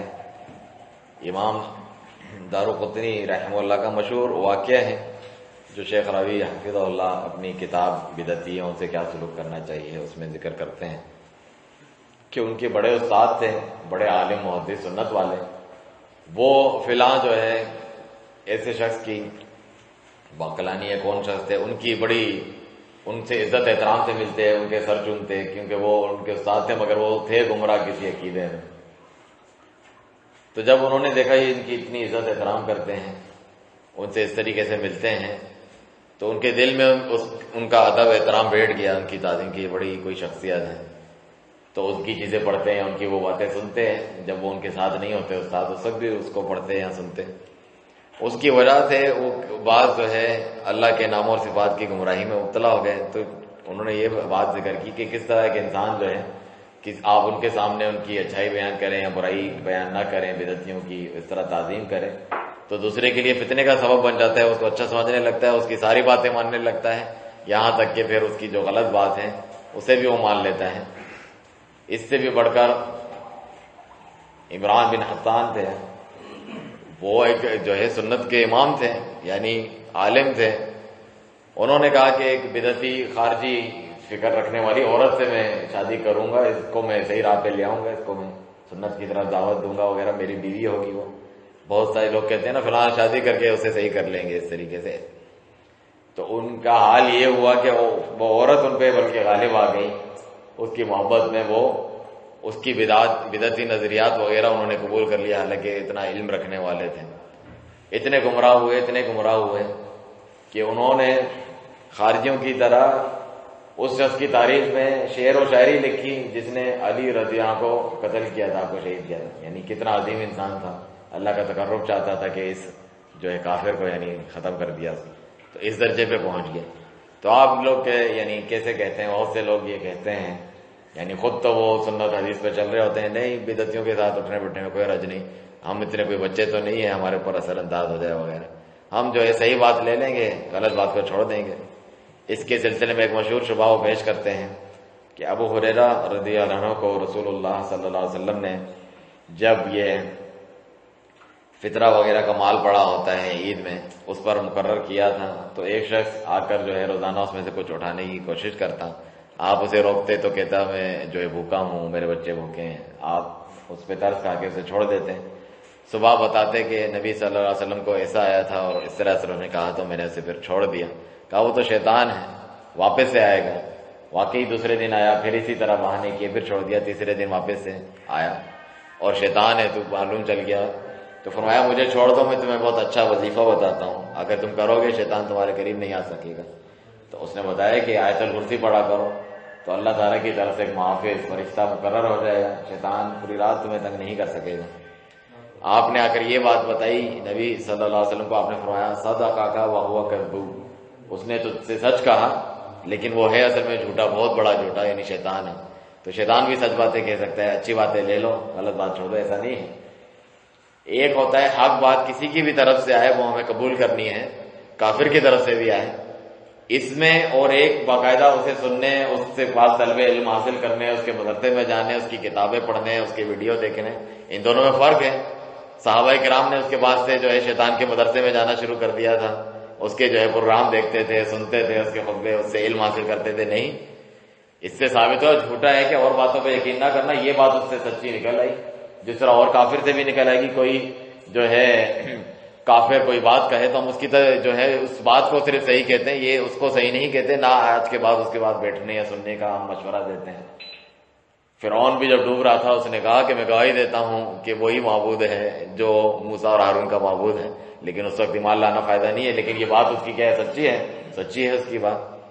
کافر کی بات بھی سچی ہے، شیطان بھی مانتا ہے کہ اللہ میرا رب ہے، میں اس سے ڈرتا ہوں۔ جب بھاگ گیا کافروں مشرکوں کو باہر لڑائی میں نکال کے خود بھاگ گیا، انی اخاف اللہ، میں اللہ سے ڈرتا ہوں، تو اللہ سے ڈرنا تو اچھی سچی بات ہے، شیطان بول رہا ہے تو کیا ہو۔ اسی طرح اور جو بدعتی ہیں وہ اگر کوئی اچھی بات کرتے ہیں، نماز پڑھنی چاہیے، گناہوں سے، برائیوں سے، فواحش سے بچنا چاہیے، والدین کی فرمانبرداری کرنی چاہیے، تو یہ تو سچی باتیں ہیں، اس کی تو ہم کوئی تکذیب نہیں کر رہے۔ ہمارے کان میں اگر پڑ جائے کسی کی بات، اس نے اس طرح کہا ہے، آپ کو پتہ ہے بدعتی شخص ہے، تبلیغ کرتا ہے، اور اس نے کہا ہے کہ جو ہے شوال کے روزے رکھنے چاہیے، یہ فضیلت ہے، ہم کہیں گے صحیح بات ہے، اور اس کی وجہ سے صحیح نہیں ہے، ویسے ہی صحیح تھی، اگر اس کے منہ سے نہیں بھی نکلتی ویسے بھی ہمیں کتاب و سنت میں معلوم تھی۔ اسی لیے علماء کرام فرماتے ہیں بعض لوگ جو بدعتیوں کی کتابوں سے اچھی باتوں کی بات کرتے ہیں یا ان کے وعظ و نصیحت سے، انہیں یہ معلوم ہونا چاہیے یہ باتیں پہلے سے ہی سلف صالحین سے ثابت ہیں، ان سے زیادہ اچھے طریقے سے۔ ایک ایسی چیز ہے، ایک ایسا دودھ ہے جو بالکل پاک صاف ہے، اس میں سے پینا چاہیے، یا ایک ایسا ہے جس میں اور گند بلا بھی پڑی ہوئی ہے، تو اس سے بچتے ہوئے جو بالکل پاک صافی پانی ہے، چشمہ ہے، اس میں سے پینا چاہیے۔ تو پہلے سے ہی جو باتیں تمہیں بدعتیوں کے پاس اچھی لگ رہی ہی ہیں کہ یہ باتیں کم از کم اس کی اچھی ہیں، تو وہ باتیں پہلے سے اس سے بھی زیادہ اچھے طریقے سے قرآن میں ہیں، سنت میں ہیں، صحابہ کرام کے آثار میں، سلف صالحین کی کتابوں میں موجود ہیں۔ یہ تو تمہاری کم علمی کم بختی ہے کہ تم سلف صالحین کی کتابیں پڑھتے ہی نہیں ہو، تمہیں پتہ ہی نہیں ہے کہ فلاں چیز بڑی اچھی اس نے بیان کی، حالانکہ آپ دیکھیں وہ پہلے ہی کسی کتاب میں موجود ہوگی، ابن تیمیہ کی کتاب میں موجود ہوگی، ابن القیم کی کتاب میں موجود ہوگی وغیرہ۔ تو یہ کسی بھی صورت میں کوئی جواز نہیں بنتا ہے ان کی چیزیں پڑھنے کا، ان کی چیزیں سننے کا، بلکہ ان کا رد کیا جائے گا، ان سے روکا جائے گا۔ یہی جو ہے سلف صالحین کا طریقہ ہے انشاءاللہ۔ اللہ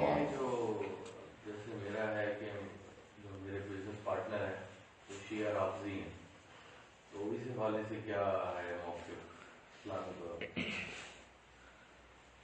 جو بدعتی ہوتے ہیں، جو گمراہ ہوتے ہیں مختلف درجوں کے، ان کے تعلق سے یعنی دنیاوی معاملات کرنا کیسا ہے؟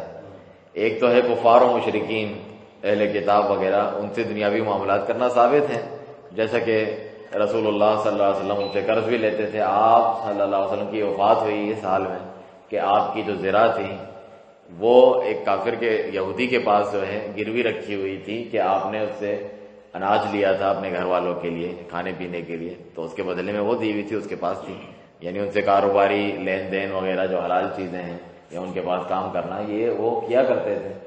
لیکن جو بدعتی لوگ ہیں ان کے تعلق سے بھی یہی ہے کہ جو جائز دنیاوی کام ہے بہتر تو یہ ہے کہ نہ کرے، کہ انسان آپس میں بات چیت بھی چلتی ہے اور ان کے اثر انداز ہو سکتا ہے وہ، کہ جو کاروبار جس طرح کوئی رشتے ناتے انسان پر اثر انداز ہوتے ہیں، کوئی کاروباری بھی ایک قریبی رشتہ ہوتا ہے انسان کا، اٹھنا بیٹھنا اس کے ساتھ ہے، اس سے مفادات لگیں، تو ہو سکتا ہے وہ اپنی باتوں میں سے اس سے متاثر کرنے کی کوشش کریں۔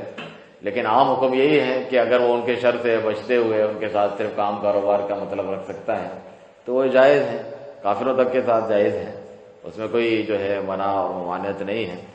ہم جو آپ سے باتیں کرتے ہیں، جس طرح بدعت دین کے تعلق سے بات کرتے ہیں، اسی طریقے سے اہل بدعت کا بھی جس کے دین کی تعلق سے ہم باتیں کر رہے ہوتے ہیں، کیونکہ ابھی آپ نے سنا آیت میں کہ حتی یخوضوا فی حدیث غیری، ان کے پاس نہ بیٹھو، نہ سنو، یہ سب کچھ ان کے ساتھ کرو، لیکن وہ اگر کسی اور بات میں لگے ہوں تو ان کے ساتھ بیٹھ سکتے ہو، تو ان منع نہیں ہے۔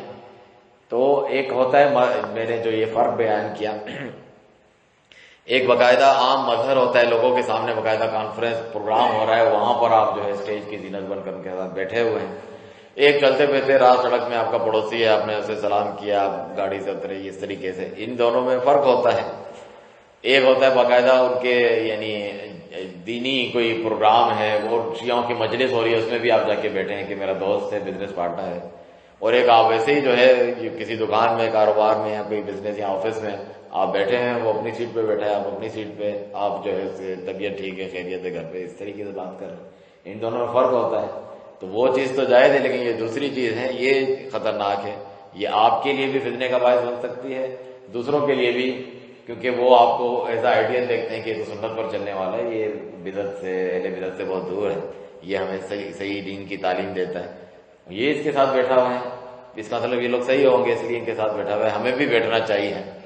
تو وہ ہو سکتا ہے ان کے ساتھ بیٹھ کر بھی ان کی چیزوں سے متاثر نہ ہو، اس کا علم مضبوط ہے، تقویٰ ہے، باقی جو دوسرے ہیں ہمیں بھی پھر اجازت ہے تو وہ بیٹھیں گے، اور وہ کم علم ہے وہ گئے ان کے ہاتھوں سے گمراہ کر کے۔ وہ تو کوشش کی یہی ہوتی ہے کہ مجھے گائیڈ کرے، لیکن میں بھی ریورٹ کرتا ہوں، ایسی بات نہیں ہے، اچھا، لیکن وہ کوشش ان کی یہی رہتی ہے کہ وہ اپنے بس وہ جو ان کے 4-5 اچھا ہیں وہ وہی ریپیٹ کرتے رہتے ہیں، اہل بیت۔ تو بس پھر یہ بہتر ہے کہ یعنی بہتر یہی ہے، اگر آپ اپنے آپ کو انسان جو ہے فتنے سے بچانا چاہتے ہیں، کہ ایسے لوگوں سے پارٹنرشپ بھی نہ کیا کرے، ایسے سے کرے جو سنت والے ہیں، اس میں اجر ثواب بھی ملے گا آپ کو، کہ آپ کا جو صحیح عقیدے والا بھائی ہے اس سے آپ کے میل ملاپ ہے، دوستی ہے، ایک دوسرے کو فائدہ پہنچاتے ہیں۔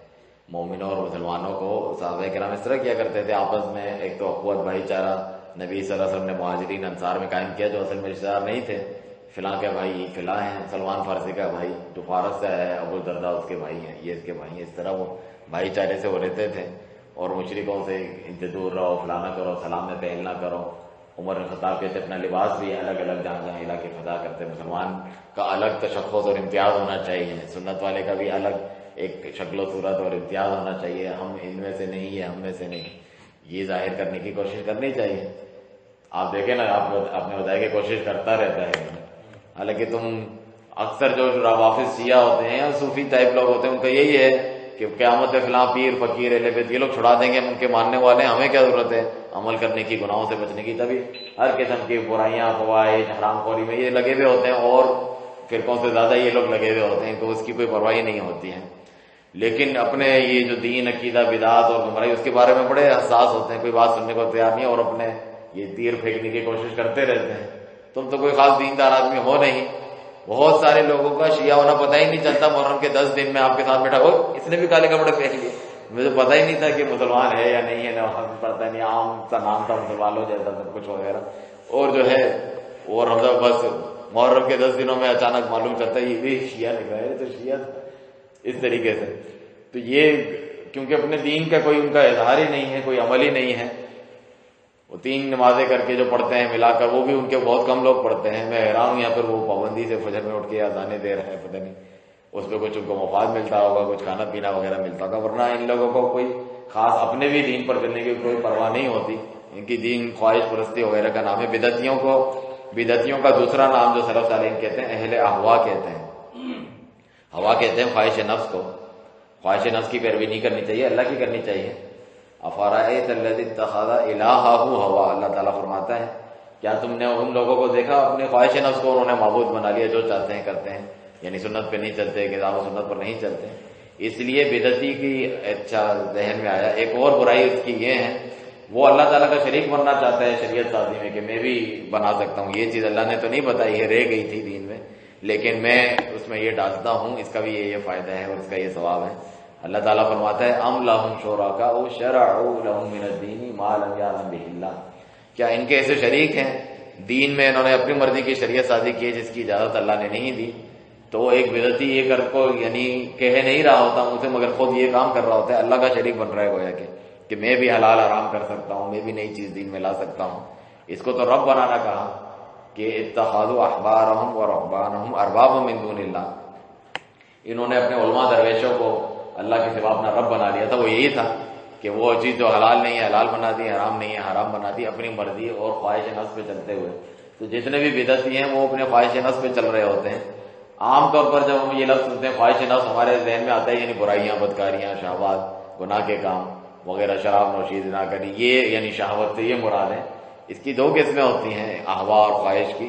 دوسری یہ بھی ہوتی ہے یہ بدعتی افکار اور یہ گمراہ کن عقائد وغیرہ، یہ بھی احوا ہیں، خواہش ہے. وہ الگ خواہش ہے، یہ الگ خواہش ہے.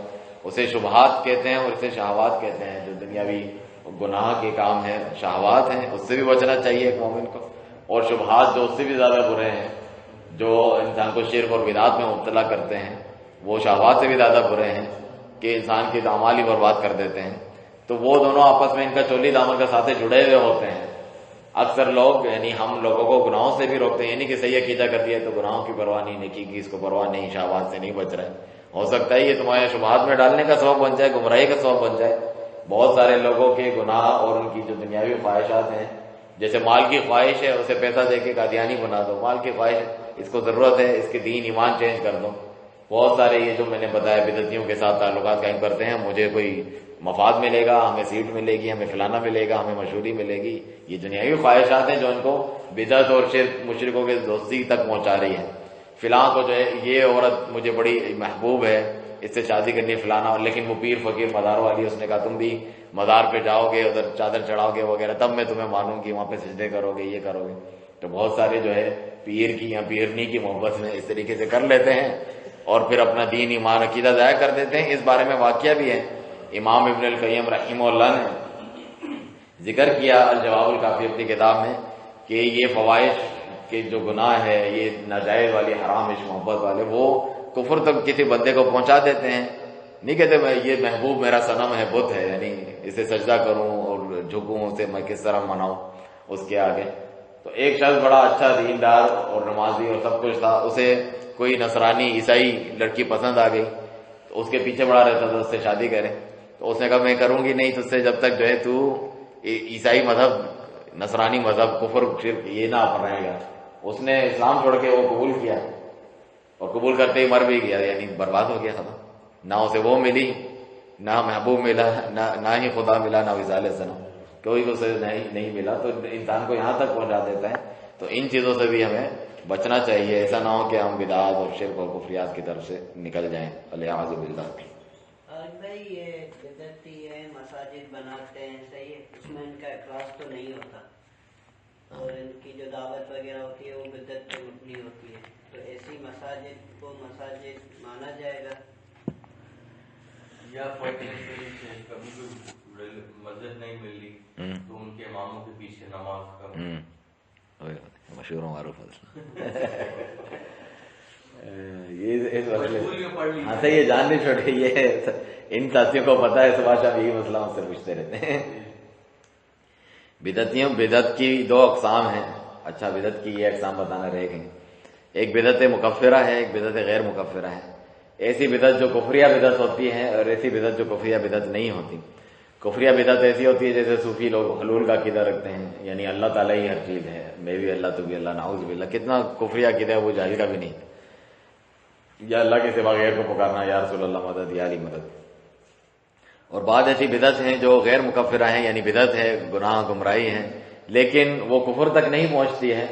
جیسے عید میلاد النبی مناتے ہیں، ایک نئی عید ایجاد کر دی، یہ بدعت ہے، بڑی بدعت ہے، لیکن یہ کفر نہیں ہے، یعنی شرک نہیں کیا اللہ تعالیٰ کے ساتھ اس نے کسی کو.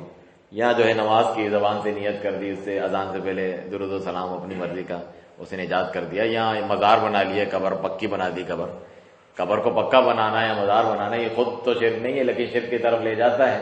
اس نے ایک گناہ کا کام کیا جس سے منع کیا تھا، نیا کام بدعت ایجاد کیا، قبر کو جو ہے کچی رکھو، لیکن اس کی وجہ سے پھر وہ سجدے ٹیکتے ہیں، رکوع کرتے ہیں، پکارتے ہیں، نظر نیاز پہ کرتے ہیں، شرک تک پہنچا دیتے ہیں. تو وہ بدعت مکفرہ ہے، یہ غیر مکفرہ ہے. بدعت مکفرہ اور غیر مکفرہ میں یہ فرق ہے جس طرح شرک اکبر اور اصغر میں فرق ہے، کفر اکبر اور اصغر میں فرق ہے. کفر اور شرک بھی ایک لیول کا نہیں ہوتا. نبی صلی اللہ علیہ وسلم کا فرمان ہے کہ میں تم پر سب سے زیادہ ڈرتا ہوں شرک اصغر، چھوٹے والے شرک سے. وہ کیا ہے؟ ریاکاری، دکھلاوے کے لیے. آپ نماز پڑھ رہے ہیں اللہ کے، یعنی نماز تو اللہ کے لیے ہے، آپ پڑھ رہے ہیں مسجد میں آ کے، یہ لوگ بھی اپنی مسجد اللہ کے لیے بناتے ہیں، لیکن لوگ جو ہے مجھے بڑا نمازی، نیک پرہیزگار سمجھے، تو ان کے دکھلاوا دل میں آ گیا، تو آپ کا وہ عمل برباد ہے. لیکن آپ مشرک کافر بن گئے، جس طریقے سے اور مشرک ہوتے ہیں، اللہ کو چھوڑ کے غیر کی عبادت کرتے ہیں یا اللہ کے ساتھ غیر کی عبادت کرتے ہیں. نہیں، ہاں یہ گناہ آپ نے کیا کہ دکھلاوے کے لیے کیا، تو یہ شرک اصغر ہے، بڑے شرک سے چھوٹا. اس کی وجہ سے کیا ہوتا ہے؟ وہ کافر نہیں بن جاتا، اس کا ایمان کچھ کم ہوتا ہے، صحیح ہے. اور وہ جو بڑا والا شرک کرتا ہے وہ تو ایمان سے خارج جاتا ہے، کافر ہو جاتا ہے، مشرک ہو جاتا ہے. اسی طریقے سے اس کے بارے میں وہ حکم نہیں ہے جو مشرک کے بارے میں ہے کہ اس سے دوستی نہیں کی جا سکتی ہے وغیرہ، یعنی اس کا ذبیحہ حلال ہے نہیں، اور اس کے پیچھے نماز پڑھنے کا جو آپ حکم بتا رہے ہیں، ان میں فرق ہوتا ہے. اسی وجہ سے کفر اکبر اور اصغر ہوتا ہے، جس کی ایک مثال پیچھے گزری تھی. کفر بعض ایسی چیزیں جس کو رسول اللہ صلی اللہ علیہ وسلم نے کفر کہا ہے، حالانکہ وہ برے اعمال ہیں، بظاہر کفر نہیں ہے، اللہ رسول کا انکار آپ نہیں دیکھیں گے اس میں. تو فرمایا سباب المسلم فسوق وقتالہ کفر، کہ مسلمان کو گالی دینا یہ گناہ ہے، فسق و فجور ہے، اور اس کو قتل کرنا یہ کفر ہے. جبکہ قتل کبیرہ گناہ ہے، کفر تو نہیں ہے، ہمیں پتہ ہے. یا دوسری حدیث میں فرمایا کہ لا ترجعوا بعدی کفارا یضرب بعضکم رقاب بعض، ایسا نہ کرنا کہ میرے بعد کافر ہو جانا، ایک دوسرے کی گردنیں اتارنے لگو، یعنی قتل کرنے لگو. تو قتل کے چال کرنا یہ گناہ کبیرہ گناہ ہے، لیکن یہ کفر نہیں ہے. لیکن اس کو کفر کہا گیا تو یہ چھوٹا کفر ہے، یعنی جس پر کفر کا لفظ آتا ہے لیکن دین سے وہ خارج نہیں کرتا. تو اس کے احکام میں بھی یہی فرق ہے. بدعت مکفرہ غیر مکفرہ کا بھی یہی ہے کہ دونوں سے ہی نفرت ہے، دونوں سے ہی بچنا ہے، دونوں کو ہی نہیں سننا ہے، دونوں جو ہے بدعات کو نہیں ماننا اور ان پہ نہیں چلنا. لیکن ایک جو ہے دائرہ اسلام سے خارج ہو گیا ہے، کافر مشرک ہو گیا، اس نے کفریہ قسم کی نیا کام، جیسے قادیانی ہے، قادیانی ہونا ایک نیا کام ہے دین میں، کہ ایک نیا رسول بنا دیا ہے کہ کون سے درجے کا ہے، یہ کفر کے درجے کا ہے، وہ کافر ہے. اس کا نہ ذبیحہ حلال ہے، مرتد ہے، نہ اس کے پیچھے، نہ اس کی مسجد میں، نہ اس کے پیچھے نماز پڑھنا جائز ہے. ایک بدعت غیر مکفرہ ہے، جیسے کہ عید میلاد النبی پڑھتا ہے وغیرہ، اس نے تعویذ گنڈا باندھا ہوا ہے، اس میں قرآن لکھ کر اپنے گلے میں، اور اس قسم کی وہ چیزیں کرتا ہے، میلے اور ٹھیلے ٹھیلوں پر جاتا ہے، یہ والے کام کرتا ہے. دیگر بدعات میں وہ مبتلا ہے، درود و سلام پڑھتا ہے جو ثابت نہیں ہے، وہ والا درود و سلام. تو یہ ساری بدعات ہیں. اس کے پیچھے نماز پڑھنے سے بہتر ہے انسان سنت والے کے پیچھے نماز پڑھے، پوری کوشش کرے. اگر کبھی ضرورت پڑ جائے تو اس قسم والا جو بدعت غیر مکفرہ والا ہے اس کے پیچھے نماز پڑھی جا سکتی ہے، کیونکہ وہ کم از کم مسلمان ہے، گمراہ مسلمان ہے، کم از کم مسلمان ہے. اس کے پیچھے انسان جو ہے نماز پڑھ سکتا ہے، اور اس کے احکام اسی طرح جو ہے فرق ہوتا ہے ان کے احکام میں. جس طرح سے بار بار یہ حدیث میں ذکر کرتا ہوں کہ نبی صلی اللہ علیہ وسلم نے فرمایا ایسے ائمہ آئیں گے جو سنت کے مطابق نہیں ہوں گے میرے، تو یصلون لکم، تمہیں نماز پڑھائیں گے، فإن اصابوا فلکم ولہم، اگر وہ صحیح پڑھتے ہیں تمہیں اور انہیں دونوں کا اجر ملے گا. وان اخطئوا فلکم وعلیہم، اگر وہ غلطی کرتے ہیں جس غلطی میں وہ مبتلا ہیں تو ان کا وبال ان کے اوپر ہے، تمہیں تمہارا اجر مل جائے گا، تمہاری نماز ہو جائے گی. اسی لیے صحیح بخاری میں باب ہے کہ بدعتی کے پیچھے نماز پڑھنے کا حکم. اس کے تحت وہ امام حسن بصری کا قول ذکر کرتے ہیں، صلی علیہ بدعتہ، کہ تم نماز پڑھو، اس کی بدعت اس کے اپنے سر ہیں. اور اس کے تحت جو وہ حدیث لائے ہیں وہ عثمان بن عفان رضی اللہ عنہ کا واقعہ ہے کہ جب ان کے خلاف یہ خارجی بدعتی لوگوں نے خروج کیا تھا، نکل آئے تھے، مسجد پہ قبضہ کر لیا، وہ گھر میں محصور ہو گئے اپنے.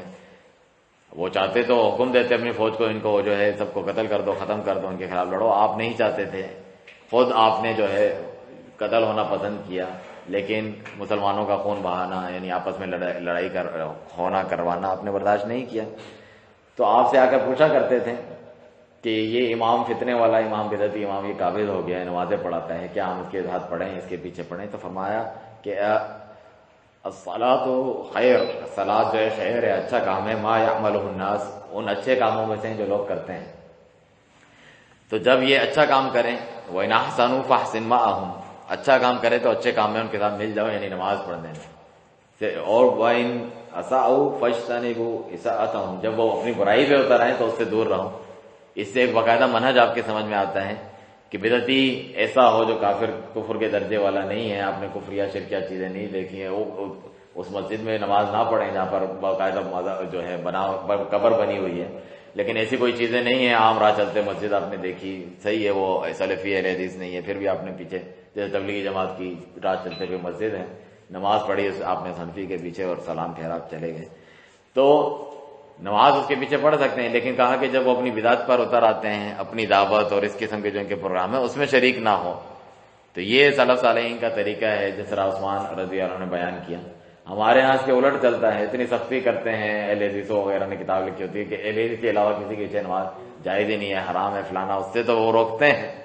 اور جو ان کے اصل چیز ہے جس سے رکنا ہے، یعنی بدعتی جلسے جلوس میں ان کے ساتھ بیٹھے ہوئے ہوتے ہیں، نعرے بھی چل رہے ہوتے ہیں، یا رسول اللہ مدد کے، وہ کچھ نہیں کہتے ہیں، ہاتھ ہلا رہے ہیں، ہاتھوں میں ہاتھ ڈالے ہوئے ہیں، رافضی بھی بیٹھے ہیں، شیعہ، دیوبندی، بریلوی، سب وہاں پہ بیٹھے ہوئے ہیں، سب وہ چیزیں ان کی چل رہی ہیں. تو وہاں انہیں کوئی تکلیف نہیں ہوتی، جس سے دور رہنا ہے اس میں ملے ہوئے ہوتے ہیں. جہاں پڑھ لینا جائز ہے وہاں رکتے ہیں اور دوسروں کو بھی روک رہے ہوتے ہیں کہ یہ جائز نہیں ہے. یہ ہمارے عقیدے میں شامل ہے. عقیدہ اہل سنہ والجماعہ میں یہ بات رہ گئی کہ ہم کسی مسلمان کی ایک تو گناہ پہ تکفیر نہیں کرتے، دوسرا ہر مسلمان جو اہل قبلہ ہوتے ہیں ان کے پیچھے نماز پڑھنا جائز سمجھتے ہیں، اور ان کی نماز جنازہ پڑھنا بھی جائز سمجھتے ہیں. جس کی کفر شرک تک بات ہو جائے وہ تو الگ ہے، جو ہمارے سامنے ظاہر ہو، حجت اس پہ تمام ہو، لیکن عام مسلمانوں سے یہ ہمارا سلوک ہوتا ہے. تو ہم اس کی نماز جنازہ بھی پڑھتے ہیں، اس کے لیے بخشش کی دعا کرتے ہیں کہ اللہ تعالیٰ اس کی جو کمی کوتاہی ہے اور جو گناہ اس نے کیے چھوٹے بڑے وغیرہ یا جس میں وہ مبتلا تھا، اللہ سبحانہ تعالیٰ اس کو بخشے. لیکن کافر و مشرک وغیرہ اس کے لیے جو ہے دعا کرنا جائز نہیں ہے. تو یہ ہمارے عقائد میں سے ہیں کہ ہم نیک ہو یا برا امام ہے جو آپ کا قرآن ہے، اس کے علاوہ جو مسجد کے امام ہیں ان کے پیچھے جو ہے صلاۃ خلف ہم ان کے پیچھے نماز پڑھنا جائز سمجھتے ہیں. اس کو دہرانے والے کو وہ بدعتی کہتے تھے کہ میں پڑھ تو لوں گا ویسے ہی واپس سے میں بھی اپنی نماز پڑھوں گا. ایسا نہیں ہے، آپ پڑھیں اور سمجھیں کہ آپ کی نماز ہو گئی ہے، اس کی بدعت اس کے اپنے سر پہ ہے، تو آپ اس کے پیچھے نماز پڑھیں، اور ان میں سے جو مر جائے اس کی نماز جنازہ بھی پڑھیں. جس طرح کوئی گناہ کر کے مرا ہوتا ہے، کبیرہ گناہ وغیرہ، برا انسان، اس کی بھی جو ہے جنازہ پڑھنا جائز ہوتی ہے. نہیں کہ وہ کافر ہو گیا ہے اور دین سے خارج ہو گیا ہے تو اس کے ساتھ اس قسم کا سلوک کیا جائے. تو یہ تھوڑا سا فرق ہے بدعت مکفرہ اور غیر مکفرہ. جی خودکشی کرنا حرام ہے. ہاں، جس نے خودکشی کی ہے اس کی جنازے میں پڑھ سکتے ہیں. خودکشی کرنا ایک بڑا گناہ ہے. اللہ تعالیٰ فرماتا ہے وَلَا تَقْتُلُوا أَنفُسَكُمْ إِنَّ اللَّهَ كَانَ بِكُمْ رَحِيمًا. اپنے آپ کو اپنے ہاتھوں قتل نہ کرو، اللہ تعالیٰ تو تم پر بڑا رحم کرنے والا ہے.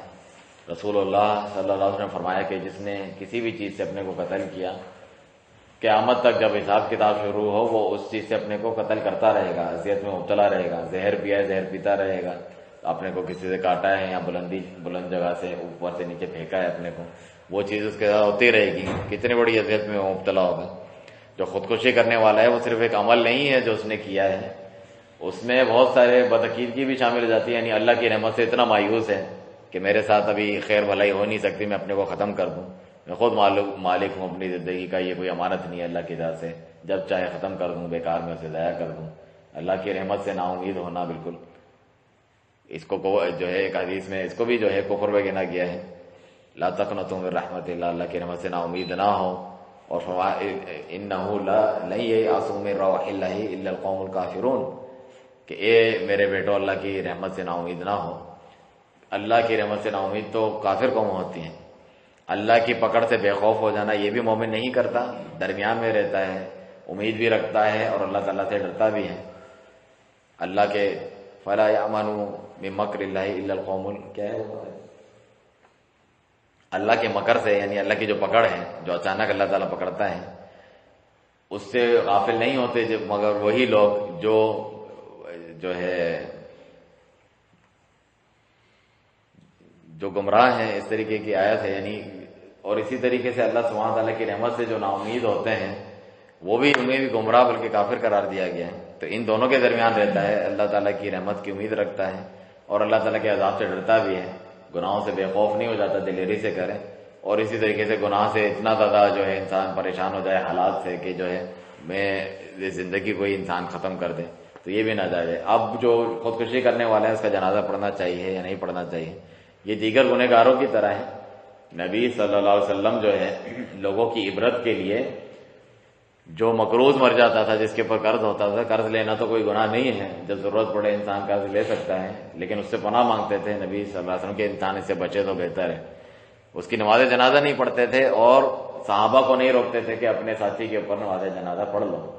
اس سے معلوم ہوا کہ بعض جو اچھے شریف یا قابل اعتماد اور معزز لوگ ہیں، یہ جو مسجد کا امام ہے فلانا ہے یا علماء لوگ ہیں، وہ اس قسم کے لوگوں کا نہ پڑھیں، بے نمازی کا نہ پڑھیں، فلانے کا نہ پڑھیں. یہ جو قرض لے کے مر گیا اور پیچھے کوئی چھوڑ کر بھی نہیں گیا، ادا نہیں کیا، یعنی اسے پرواہ ہی نہیں ہے، اسے پرواہ نہیں ہے تو اس کا نہیں پڑھیں. اس سے کیا ہوگا، دوسرے لوگ پڑھیں، یعنی یہ کافر نہیں ہو گیا تھا، تاکہ لوگ آئندہ بچیں کہ میں بھائی قرض لے کے نہ جاؤں، فوراً ادا کر دیا کروں میری نماز جنازہ. یہ اچھے نیک بڑے نیک والے لوگ جو ہیں وہ نہیں پڑھیں گے، دوسرے عام سے لوگ پڑھ لیں گے.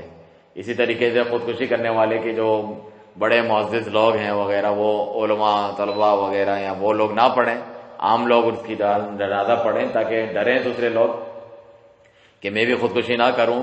کچھ بھی حالات ہو جائیں کہ اچھے نیک لوگ جن کی دعا قبول ہوتی ہے، جن کی سفارش اللہ قبول کرتا ہے، وہ میرے حق میں دعائیں نہیں کریں گے، عام سے لوگ جو ہے اٹھا کے جنازہ پڑھ کے مجھے دفنا کر آ جائیں گے.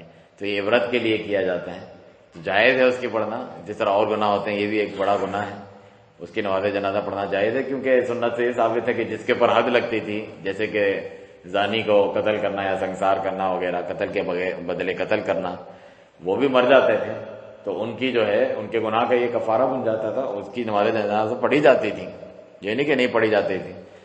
مسلمانوں کے قبرستان میں اسے دفن کیا جاتا تھا.